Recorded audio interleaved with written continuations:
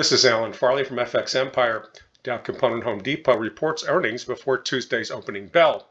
Taking a look back, a rally stalled just above 200 in January of 2018.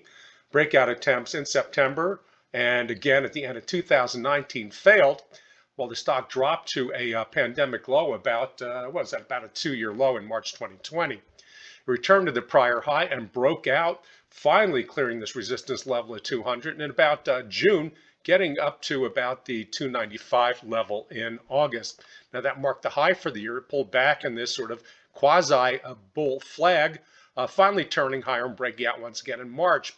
This time it gets up to about the 345 level and drops into an ascending triangle, takes off in this breakout, which reaches about 375 about 3 weeks ago. Now it's been in a holding pattern since that time.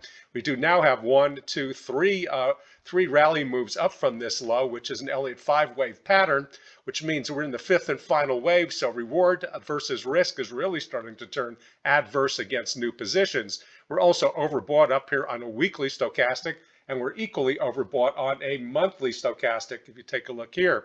But there is still room for the stock to get higher, except the problem is, once again, how high can it go? We may add another 15, 20 points up towards the 400 level, but that's not really good reward risk for a stock that's now at 375. It's also above a number of price targets in Wall Street, and so we have to look at perhaps a sell the news reaction unless the company really exceeds top and bottom line estimates. So I'd be very careful here. You may even want to consider taking profits and stepping away ahead of earnings.